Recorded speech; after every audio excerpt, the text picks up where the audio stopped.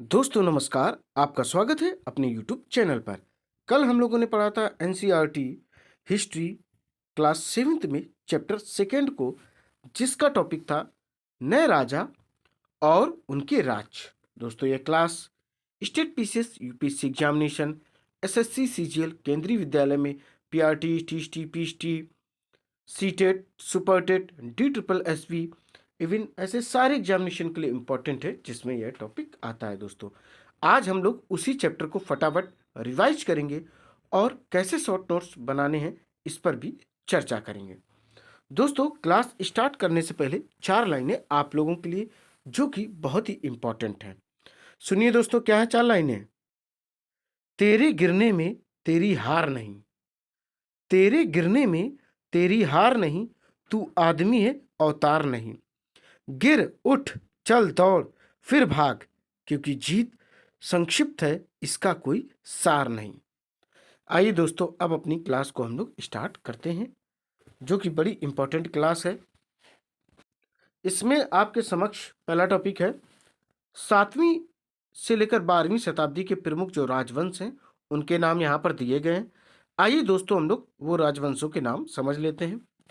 पाल, गुर्जर प्रतिहार, राष्ट्रकूट, चालुक्य वंश, पल्लव वंश, चौहान वंश आदि। चौहान, चोल वंश इत्यादि। आपको देखो चौहान को ही चाहमान उस समय कहा जाता था। तो पाल वंश मिल गया, गुर्जर प्रतिहार वंश मिल गया, राष्ट्रकूट मिल गया, चालुक्य वंश मिल गया, पल्लव वंश, चौहान चोल वंश इत्यादि वंश आपको मिल गए। अब आगे हम लोग देखेंगे नए राजवंशों का उदय। देखिए क्या होता है कि एक टाइमिंग तक कोई ना कोई राजा राज्य करता है, फिर उसको कोई ना कोई हरा देता है या उस पर जीत हासिल कर लेता है, विजय हासिल कर लेता, या किसी कारणवश वो राज्य त्याग कर देते हैं या उनकी मृत्यु हो जाती है। तो काफी कुछ राजवंश नए उदय होते हैं और अपने आप को शक्तिशाली रूप में स्थापित करते हैं। तो 7वीं सदी आते आते उपमहाद्वीप के विभिन्न भागों में बड़े भूस्वामी और योद्धा सरदार अस्तित्व में आ चुके थे। बड़े भूस्वामी वो हुआ करते थे जिनके पास बहुत अधिक भूमि हुआ करती थी। दोस्तों उन्हीं को बड़े भूस्वामी कहा जाता था। योद्धा सरदार ऐसे होते थे कि उनके समूह में कुछ लोग हुआ करते थे और ये उसमें में से सरदार या मुखिया का रोल प्ले करते थे, अर्थात ये उन ग्रुप में से सबसे शक्तिशाली योद्धा हुआ करते थे। राजा लोग प्रायः उन्हें अपने माहतत या सामंत के रूप में रखते थे और मान्यता देते थे। उनसे उम्मीद भी करते थे कि राजा स्वामी के लिए भी उपहार या विभिन्न प्रकार के कुछ गिफ्ट्स वगैरह जरूर लाएं, उनके दरबार में हाजिरी लगाएं और उन्हें सैन्य सहायता प्रदान करें। राजा की उम्मीद थी कि जब भी ये सरदार आए या बड़े भूस्वामी जब भी उनके दरबार में आए तो कुछ ना कुछ गिफ्ट लेकर आए, जब भी जरूरत पड़े तो यहाँ हाजिरी लगाने आए। कभी भी युद्ध अगर किसी दूसरे राज्य से हो तो यह सैन्य सहायता भी प्राप्त करें, अर्थात सैनिक भी उपलब्ध कराएं। यह वहां के राजा की मानसिकता थी। अधिक सत्ता और संपदा हासिल करने पर सामंत अपने आप को महासामंत, महामंडलेश्वर, महामंडलेश्वर का मतलब होता है पूरे मंडल का महान स्वामी इत्यादि घोषित कर लेते थे। और कभी कभी दोस्तों क्या करते थे, अपने स्वामी के आधिपत्य से स्वतंत्र हो जाने का भी दावा करते थे। क्या होता था दोस्तों, इनके पास अधिक भूमि हो जाती थी और अपने आप को जो काफी शक्तिशाली कर लेते थे। जब काफी शक्तिशाली कर लेते थे तो जिस राजा के अंतर्गत ये कार्य करते हैं उसी राजा के विरोध में आ जाते थे, अपने आप को स्वतंत्र करा लेते थे। आवश्यकता पड़ने पर उसी राजा पर आक्रमण भी किया करते थे। इस तरह का एक एग्जाम्पल अगर आप देखना चाहें तो सबसे जाना पहचाना एग्जाम्पल है दक्कन में राष्ट्रकूटों का। शुरुआत में ये कर्नाटक के चालुक्य राजाओं के अधीनस्थ थे। शुरुआत स्टार्टिंग थी जब शासन की, तो ये चालुक्य के जो राजा थे, चालुक्य राजा थे, वो कर्नाटक में राज करते थे, शासन प्रशासन चलाते थे। उन्हीं के अधीनस्थ थे राष्ट्रकूट। जब राष्ट्रकूट शक्तिशाली हो गए तो उन्होंने अपने आप को स्वतंत्र घोषित कर लिया। अब देखेंगे राज्यों में प्रशासन। राज्यों में शासन प्रशासन कैसे होता था। नए राजाओं में से कईयों ने महाराजाधिराज, महाराजाधिराज उसे कहते थे जिसके अंतर्गत भी विभिन्न मतलब कई प्रकार के राजा आते थे या बहुत सारे राजा आते थे। तो महाराजाधिराज, राजाओं के राजा, त्रिभुवन चक्रवर्ती, तीन भुवनों का स्वामी और ऐसी तरह के अन्य भारी भरकम, साथ ही साथ किसान, व्यापारी तथा ब्राह्मणों के संगठनों के साथ अपनी सत्ता की साझेदारी करते थे। अब लोग देखेंगे प्रशस्तियां और भूमि अनुदान। देखो, प्रशस्तियां ऐसे लेख होते थे, अवलेख बोल सकते हैं, पांडुलिपियां बोल सकते हैं। तो इनमें क्या होता था कि राजाओं के बारे में पूरी की पूरी जानकारी होती थी कि उन्होंने कैसे युद्ध लड़ा, उनका शासन कैसे था, वो कैसे कपड़े पहनते थे, कैसे रहते थे, कितनी शादियां संबंध थी, पूरी की पूरी जानकारियां इन प्रशस्तियों में मिलती थी। इसके अलावा उस समय क्या होता था, भूमि अनुदान की बड़ी व्यवस्था होती थी। इतनी अधिक भूमि दान कर दी जाती थी कि पूरे के पूरे ब्राह्मण वहां पर निवास करते थे।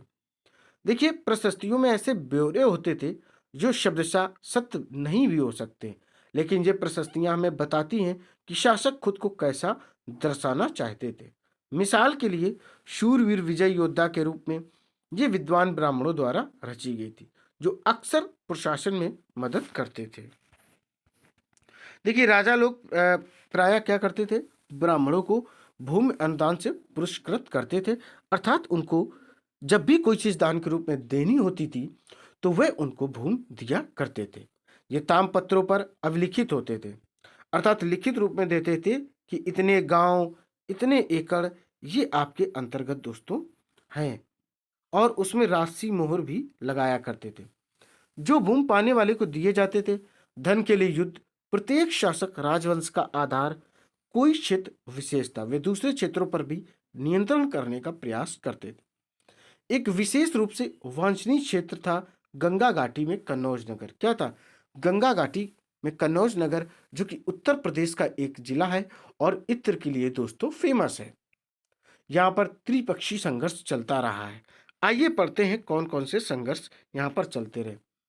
गुर्जर प्रतिहार, राष्ट्रकूट और पाल वंशों के शासक सदियों तक कन्नौज के ऊपर नियंत्रण को लेकर आपस में लड़ते रहे। कौन कौन? गुर्जर प्रतिहार, राष्ट्रकूट और पाल वंश।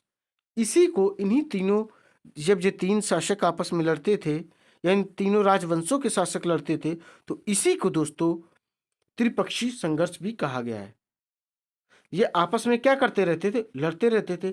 चूंकि इस लंबी चली लड़ाई में तीन पक्ष थे, इसलिए इतिहासकारों ने इसे त्रिपक्षीय संघर्ष के रूप में भी कहा है। अफगानिस्तान के गजनी का सुल्तान महमूद 997 ईस्वी से लेकर 1030 तक उसने शासन किया और अपने नियंत्रण का विस्तार उसने मध्य एशिया के कहाँ भागों में किया था? मध्य एशिया के भागों में, ईरान और उपमहाद्वीप के उत्तरी पश्चिमी हिस्से तक उसने किया था। वह लगभग हर साल उपमहाद्वीप पर हमला करता था और निशाना क्या होते थे? देखो, उसका यहाँ पर कोई मुख्य उद्देश्य नहीं था कि वो यहाँ पर रुके, हजारों साल तक रुके या स्टे करे। उसका एक मोटो था, लाइफ का उद्देश्य था कि जो यहाँ के संपन्न मंदिर हैं उनको लूटो, उनसे धन दौलत, जेव जवाहरात, सोना चांदी, ये इत्यादि चीजें उसको प्राप्त होगी। कुल मिला के एन पेन प्रकार तरीके से वह धन प्राप्त करना चाहता था। निशाने पे वह संपन्न मंदिर, जिसमें में से सबसे फेमस मंदिर है गुजरात का सोमनाथ मंदिर, जो उसने बहुत दम से लूटा था। महमूद जो धन उठा ले गया, इसका बहुत बड़ा हिस्सा गजनी में एक वैभवशाली राजधानी के निर्माण में खर्च हुआ था। अलबरेनू, देखिए अलबरेनू किताब इन्होंने लिखी थी, अल हिंद। किताब कौन सी लिखी थी? अल हिंद में सुल्तान महमूद का लेखा जोखा मिलता है। चहामान, जिसको चौहान कहते हैं, चौहान पृथ्वीराज चौहान ने, जिसने सुल्तान मोहम्मद गौरी नामक अफगान शासक को 1911 में हराया था। देखिए, अफगान का शासक मोहम्मद गौरी था। इसको 1191 में चौहान वंश के एक राजा थे, जो उस समय के शक्तिशाली राजा हुआ करते थे, पृथ्वीराज चौहान ने उसको हराया था। लेकिन दूसरे ही वर्ष 1192 में उसके हाथों यह हार गए थे। हम लोग पढ़ेंगे चोल राज। समझते हैं चोल राज क्या था। देखिए, चोल, पांड्य, ठीक है, ये सब दक्षिण के काफी शक्तिशाली राजा हुआ करते थे या राजवंश हुआ करते थे। कावेरी डेल्टा में मुटियार नाम से प्रसिद्ध एक छोटे से मुखिया सा परिवार की सत्ता थी। वे कांचीपुरम के पल्लव राजाओं के मातहत थे। देखिए, मातहत का मतलब होता है कि ये इनके लिए कार्य किया करते थे, इंपॉर्टेंट रखते थे। उरैयार के चोल वंशी प्राचीन मुखिया परिवार के विजयालय ने 9वीं शताब्दी या 9वीं सदी के मध्य में मुटियारों को हराकर डेल्टा पर कब्जा कर लिया था। उसने वहां तंजावुर शहर और निशुंभ सुदनी देवी का भी मंदिर उसने दोस्तों बनवाया था। दक्षिण और उत्तर के पांड्यान और पल्लव के इलाके इस राज का हिस्सा बना लिए गए। राजा राज, देखिए ये जो आप देख रहे हैं यहाँ पर राजराज, इनको राजा राज भी कहते हैं। ये प्रथम जो शक्तिशाली चोल शासक माने जाते हैं। अगर आपसे कभी इस टाइप का क्वेश्चन पूछा जाए, जो चोल वंश था उसके सबसे पहले प्रसिद्ध ताकतवर शक्तिशाली राजा कौन थे? राजा राजा या राज राज भी इनको कहते हैं। राजा राज भी कहते हैं, राजा राजा भी कहते हैं, राज राज भी इनको कहते हैं। 985 ईस्वी में राजा बना और उसी ने इनमें से ज्यादातर क्षेत्रों पर अपने नियंत्रण का विस्तार किया। राजा राज के पुत्र राजेंद्र प्रथम ने उसकी नीतियों को जारी रखा और उरायूर से तंजावुर तक उसने खूब अच्छे से शासन किया था। हम लोग उस समय की सबसे इंपॉर्टेंट चीज देखेंगे, भव्य मंदिर और कंस मूर्ति कला। देखो मंदिर बनाए जा रहे थे क्योंकि महमूद गजनवी कायदे से सब मंदिरों को लूटने को उसने टारगेट बना रखे थे, और वह गुजरात गुजरात का जो सोमनाथ मंदिर उसको उसने बहुत मतलब पूर्णतया लूट लिया था। राजराज और राजेंद्र प्रथम द्वारा बनवाए गए तंजावुर और गंगेकोंड चोलपुरम के बड़े मंदिर स्थापत्य और मूर्तिकला की दृष्टि से एक चमत्कार हैं। चोल मंदिर अक्सर अपने आसपास विकसित होने वाली बस्तियों के केंद्र बन गए। ये शिल्प उत्पादन के केंद्र थे। मंदिर सिर्फ पूजा आराधना के स्थान नहीं थे, वे आर्थिक, देखो क्या क्या केंद्र थे, आर्थिक, सामाजिक और सांस्कृतिक जीवन के भी केंद्र हुआ करते थे। आज भी दोस्तों इस तरीके से मंदिर फेमस है। दक्षिण भारत में जाइए, आपको ऐसे मंदिर इस कला के देखने को मिल जाएंगे। कृषि और सिंचाई के बारे में समझते हैं। चोलों की कई उपलब्धियां कृषि में हुए नए विकासों के माध्यम से संपन्न हुई थी। हम लोग देखेंगे साम्राज्य का प्रशासन। क्या देखेंगे दोस्तों? साम्राज्य का प्रशासन।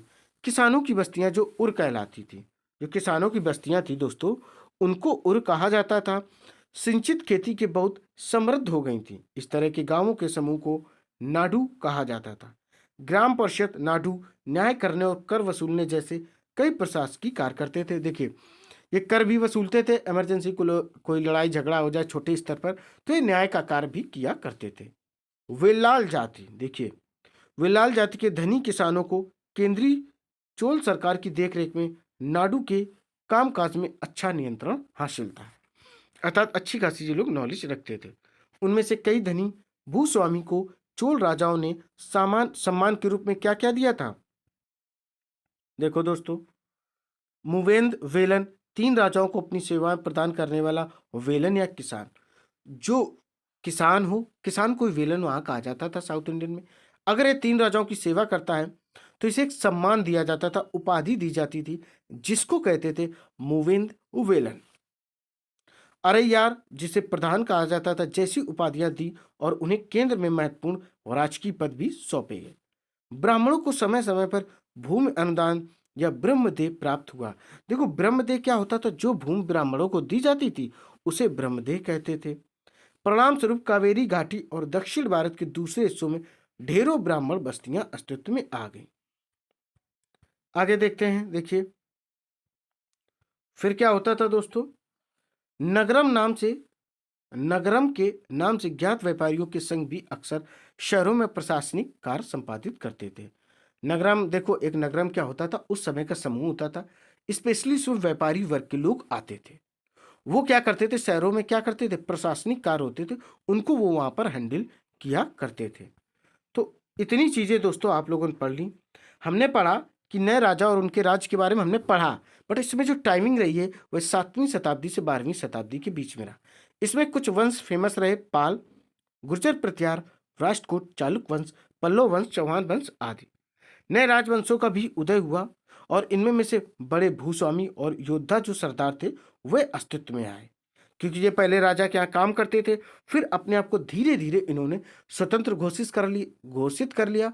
आवश्यकता पड़ने पर इन्होंने राजा पर भी आक्रमण कर दिया था। इसका एग्जाम्पल अगर आप देखना चाहें तो राष्ट्रकूट हैं, जो कि शुरुआती दौर में कर्नाटक के चालुक्य राजाओं के अधीनस्थ थे। राज्यों में प्रशासन की बात करें तो त्रिभुवन चक्रवर्ती थे, कुछ लोग महाराजा धिराज की भी उपाधि धारण करते थे। और इसमें देखिए आते क्या थे, किसान, व्यापारी तथा ब्राह्मणों के संगठन के साथ अपनी सत्ता की साझेदारी भी करते थे। प्रशस्तियां और भूमि अनुदान की बात करें तो इसमें क्या ये मानते कि सत्य नहीं, बट इसमें एक चीज क्लियर हो जाती कि राजा उस समय अपने आप को ऐसे दर्शाना चाहता था। और भूमि अनुदान की बात करें तो कभी कोई पुरस्कृत ब्राह्मण को या कुछ किसी व्यक्ति को दान देना होता था तो भूमि के तौर पर दिया करते थे। और देखो आपको बताते हैं दोस्तों, जैसे कन्नौज, कन्नौज बड़ा फेमस है, उत्तर प्रदेश का एक जिला है। ये इत्र के लिए फेमस है। यहाँ पर गुर्जर प्रतिहार, राष्ट्रकूट और पाल वंशों के कई वर्षों तक संघर्ष चलते रहे, इसलिए इतिहासकारों ने इसे त्रिपक्षीय संघर्ष कहा था। इसके अलावा दोस्तों अफगानिस्तान के गजनी का सुल्तान था, महमूद गजनवी भी कहते थे इसको। इसने 997 से लेकर 1030 तक कई बार कई हिस्सों में, जैसे मध्य एशिया के मिडिल के हिस्सों में, ईरान और उपमहाद्वीप के जो उत्तरी पश्चिमी एरिया था उसमें इसने हर बार हमला किया। और इसका निशाना क्या होता था, संपन्न मंदिर। स्पेशली गुजरात का जो सोमनाथ मंदिर है उसने वहां से इतना धन लूटा था कि इसने गजनी में एक वैभवशाली राजधानी का निर्माण करवाया था। और इसकी हमें जानकारी मिलती अल बरूनी, जो इसका दरबारी था, ठीक है, कभी हुआ करता था। किताब अल हिंद इसने पुस्तक लिखी, उसमें पूरी जानकारी मिलती है। फिर चौहान वंश का एक राजा आया जिसे पृथ्वीराज चौहान कहते हैं।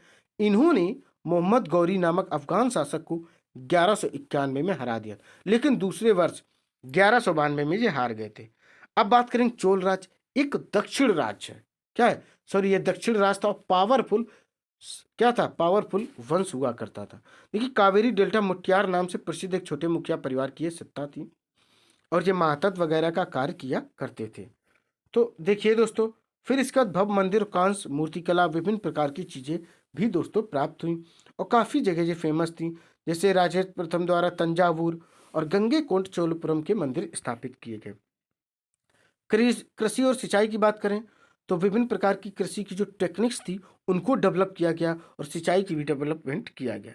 साम्राज्य के प्रशासन की बात करें तो जो किसानों की बस्तियां थी उसे उर कहते थे, और इस तरीके के जो गांव समृद्ध हुआ करते थे जिनमें खेती बढ़िया होती थी उसको नाडू कहा जाता था। और नाडू का कार्य होता था का न्याय करना, टैक्स वगैरह भी यही वसूलते थे।